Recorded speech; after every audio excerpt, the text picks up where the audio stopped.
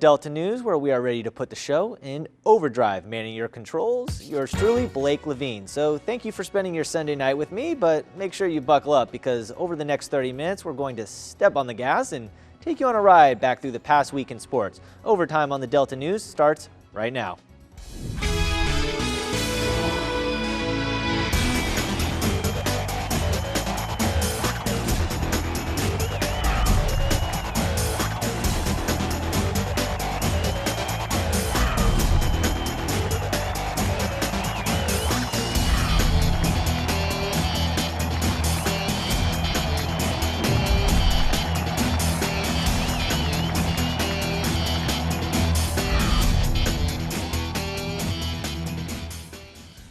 It was just over a week ago when a school bus carrying the Greenwood High football team was involved in an accident on Highway 82, sending more than 20 players and coaches to area hospitals. Monday night at the school's gym, the teams met for the first time since the terrifying experience, and our very own Stephen Robinson was there.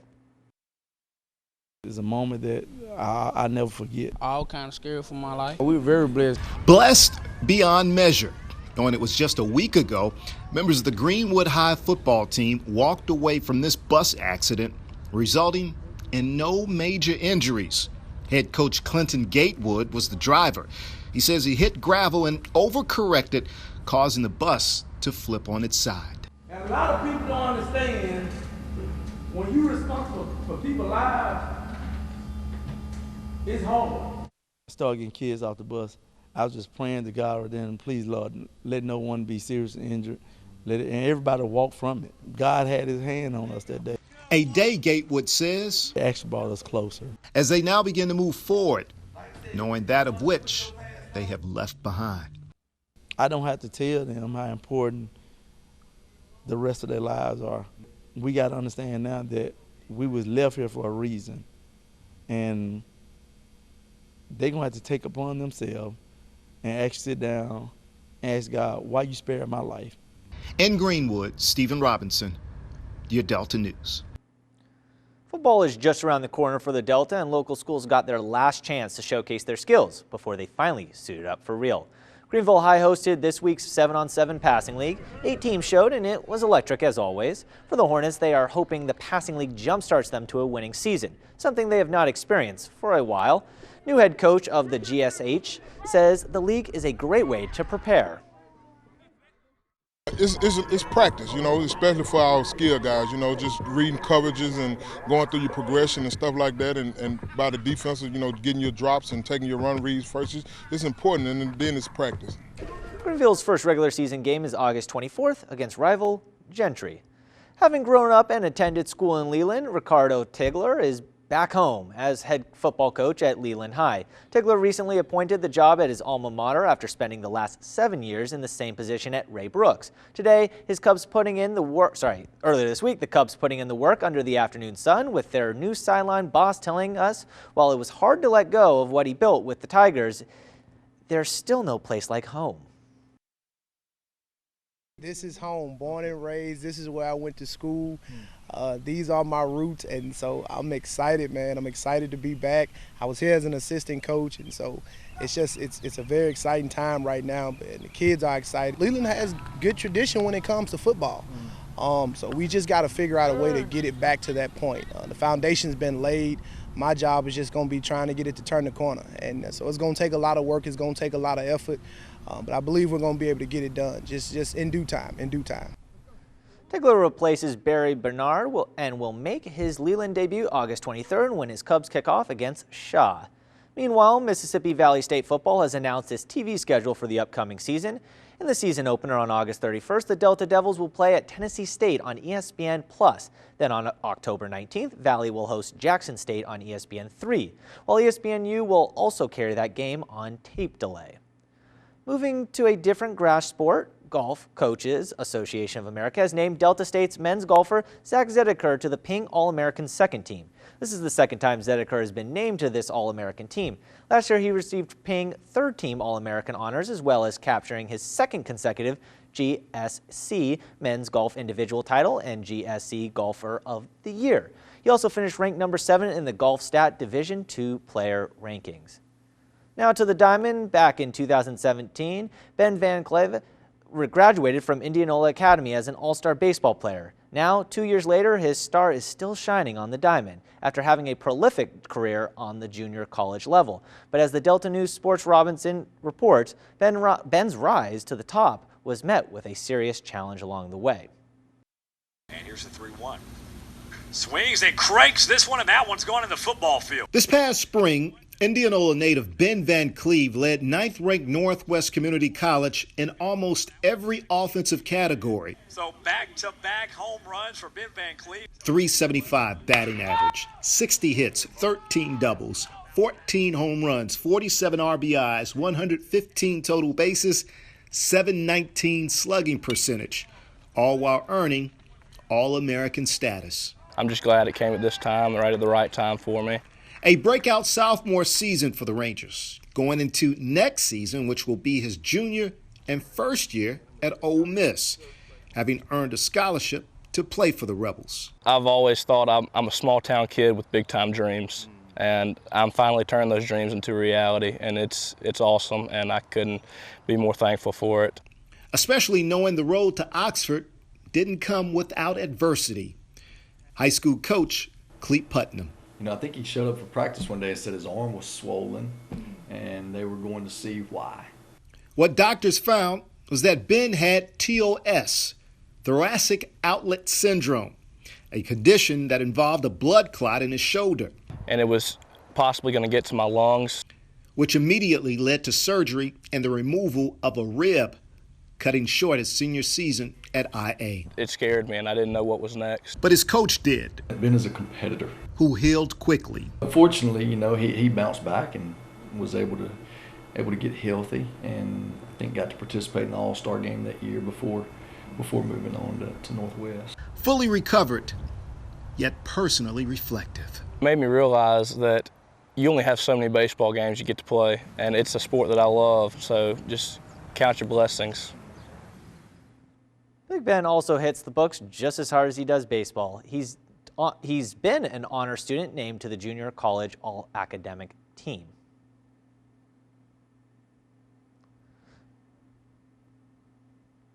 Support this program through the various funds we give to the city without our champions. And it's that time of year again when the Greenville CTA/National Junior Tennis Learning Programs hosts its Summer Regional Rally. This is the 10th year of the rally and was kicked off by Mayor Eric Simmons at the Cypress Hills Club. About 40 kids from across the state attended the one-day camp as a part of the USTA program. This is the only NGTL tennis rally in the state. The executive director of the local chapter explains who benefits the most from this day.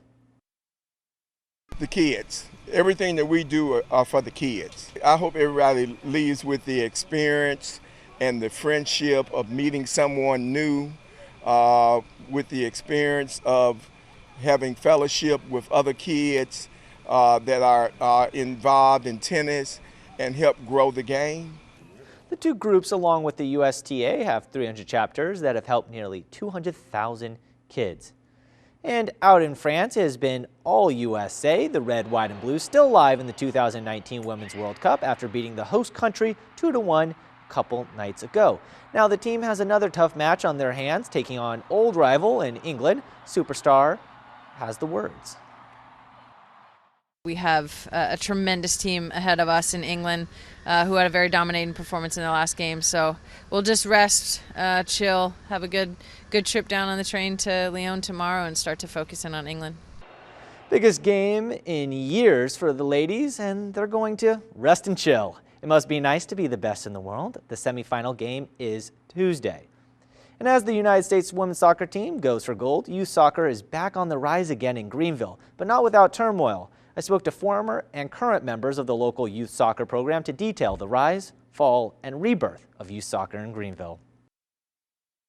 Soccer is a great game for all the kids. Doesn't matter what sport you play because it helps in all the sports. In the 1990s, the Greenville Youth Soccer Association was booming. 900 kids, kicking, blocking, passing, and having a fun, competitive time. Jim Allen was a part of GYSA during that period. You looked at over there by Solomon Junior High. We went from the highway all the way to the back to where the concession stands were, and we played on Saturday mornings and Sundays afternoon. We had very good turnout and very good programs. But as the league grew through the 90s, it took a sharp turn for the worse, as current president Alexandra Oglesby was just arriving in Greenville. When I became the president of GYSA, they had about 90 names on the mailing list from the 2006-2007 season. A 90% decrease in just under 10 years. Allen explains why he thinks the soccer league hit rock bottom around the mid-2000s. Because of either population decrease, and it takes a lot of work to run the program, and a lot of people that start the program, it's starting, to step aside to let other people take over. But luckily, there was new leadership. Oglesby was determined to bring youth soccer back to its glory days. We just promoted soccer in Greenville. We worked with all the different schools in the Greenville and the surrounding areas. We worked with everything from preschools and daycares all the way up to elementary and middle schools. The question is, did it work? This past season, for the 2018-2019 season, GYSA had a little bit over 400 registrants in the organization for the course of the year. A 90% decrease, but now trending upwards, adding over 4 times as many kids as one of the lowest points in the association's history. Maybe youth soccer in Greenville never fell. Maybe it was just tripped and got right back on kicking. In Greenville, Blake Levine, Delta News Sports. Although the fields near Solomon Junior High are not used anymore, GYSA now plays at a brand new fields at the Delta Sports Complex, which were built in 2017. Now it's time to take our first time out of overtime, but when we come back, we take a look at the news coming from Ole Miss and Mississippi State.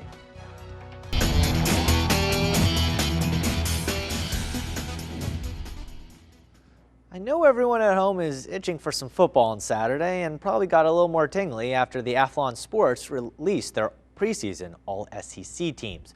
For Ole Miss, they had no players on the first or second team All-SEC, but had one third-team honor in running back Scotty Phillips.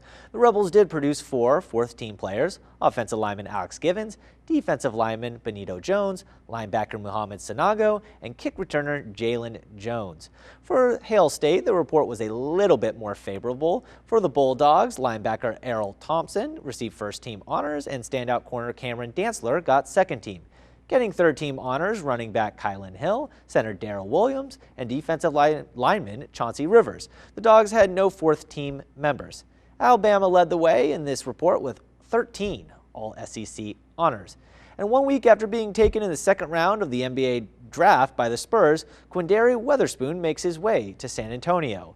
The former Mississippi State guard in Alamo City this week, as he first stopped taking him to the local Boys and Girls Club, anxiously awaiting, though, he says, to suit up for a franchise that's known for its talent development. They get a bunch of people that ain't very high on and develop and turn them into superstars. So that's just one thing that I believe in with San Antonio, and something that I always thought they did a great job of doing. Up next for Spoon is the NBA Summer League games set to tip off next week from Salt Lake City. And this year's NBA Summer League will now have at least one Rebel participating. The Denver Nuggets signed guard Terrence Davis to their Summer League team in Vegas. This allows Davis the chance to compete for an NBA roster spot. The 4-year guard is 12th on Ole Miss all-time scoring list and 7th in three-pointers made. And baseball season might be over for Mississippi State and Ole Miss, but it's not quite over for some players. The two schools will have 4 representatives for the USA Baseball Collegiate National Team camp. For the Rebels, freshman starter Nick Doug-Hazy was the only player from the team selected. Nick Hazy posted a 9-3 record and a 3.31 ERA and struck out a freshman record of 86 batters. For the Bulldogs, they will be well represented at the camp, having 3 players selected. If we could get that full screen up, sophomore Tanner Allen, Justin Foscue, and Jordan Westberg will represent state. And late last night, college baseball hosted their annual Home Run Derby, and Mississippi was represented there as well. Tyler Keenan, the Rebel slugger, made it to the final round against North Kentucky Griffin Doersching. Doersching would go first, and already 5 home runs, and he just keeps smoking them. Clearing the people here with this one. Wow. just to the back row. Now 45 seconds later, Dorsing smoking it off the concession stand this time. He decided to go a little bit farther, but they all count as one, and he would eventually end with 20. Now Keenan's turn, and he would get himself going a moonshot to start off at 8. He would show his power clearing off the bullpen. A good showing, but he would fall short, hitting only 15. A second-place finish for Hotty Toddy. We've now reached halftime on Overtime, but when we return, we take a look back at your top national sports stories this past week. Stay with us. It's time now to take a look at the biggest sports stories this week. It was a frantic day in the NBA, although players can't officially sign till midnight. Many big-name players have agreed to terms with several teams, none bigger than Kevin Durant, who has chosen the Brooklyn Nets. 4 years, $164 million deal. Kyrie Irving will also be joining Durant on the Nets. Other big deals include Hornets guard Kemba Walker going to the Celtics, Tobias Harris re-signing with the 76ers, Chris Middleton re-signing with the Bucks, and Jimmy Butler going to the Heat in a sign and trade. And here at home, Jonas Valanciunas has agreed to re-sign with the Memphis Grizzlies for 3 years, $45 million. And Tiger Woods has been dismissed as a defendant in a wrongful death lawsuit brought by the family of a former employee of a restaurant Woods owns. That's according to the golf legend's attorney. A 24-year-old crashed his car and died on December 10th near Port Salerno, Florida. His family said he'd been drinking at the Woods Jupiter restaurant and bar before the crash. In their suit against Woods and others, the parents said restaurant employees served their son too much alcohol, even though he was a known alcoholic. It was the family's decision to release Woods as a defendant from the lawsuit. The suit still names Woods' girlfriend, Erica Herman, as the defendant. The complaint lists her as the restaurant's general manager. Now to the Dominican Republic and the new arrest in the violent shooting of former Red Sox star David Ortiz. Police saying the mastermind in the attacks is now in custody. The search still on for another suspect as the surgeon. Ariel Rashif has the latest. These two former fugitives under arrest, accused in the shooting of Boston Red Sox legend David Ortiz. Victor Hugo Gomez, a convicted drug trafficker suspected to be one of the masterminds of the brutal June 9th attack, allegedly ordering a lethal hit on his own cousin. But the gunman mistakenly firing at Ortiz, a bullet piercing his back, critically wounding the 43-year-old slugger. Won't you please join us as we offer a moment of reflection? With authorities on his trail, Gomez recording this video saying he feared for his life. His family now claiming he's the subject of a setup. They have used him as an scapegoat to protect someone that's very high up politically. The second suspect, Alberto Rodriguez Mota, picked up at sea by the Dominican Navy, as officials say he attempted to travel into Puerto Rico to evade Dominican justice. Dominican police say he is the man seen here in this surveillance video, standing calmly after Ortiz goes down, grabbing his beer, hardly flinching as others take off running. Officials still on the hunt for a third suspect, dubbed the surgeon. And that third suspect is wanted here in the U.S. Dominican officials have requested assistance from U.S. federal authorities in tracking him down. Now it's time to take our final timeout of OT, but when we come back, you won't want to miss what the Atlanta Braves made their rookies do. Stay with us.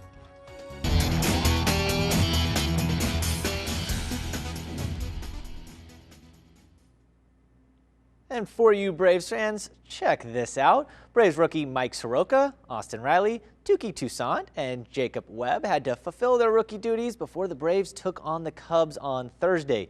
Due to the weather delay, the Braves and Cubs Wednesday night game went longer than expected, so a quick turnaround for a 1 p.m. game the next day, although 1 p.m. seems like it's the afternoon, although they call it morning afternoon games. But the next day, the team needed their morning coffee. The 4 rookies were tasked with walking to the local Starbucks and bringing the team's coffee back. That seems like an easy one. I've seen them actually put rookies in full underwear uniforms of Thor and things like that. But funny of the Braves at least. And thank you for joining me this evening for this weekend edition of Overtime. I hope everyone enjoys their Sunday night. And be sure to tune in every Sunday after the 10 p.m. for Overtime. Have a good night.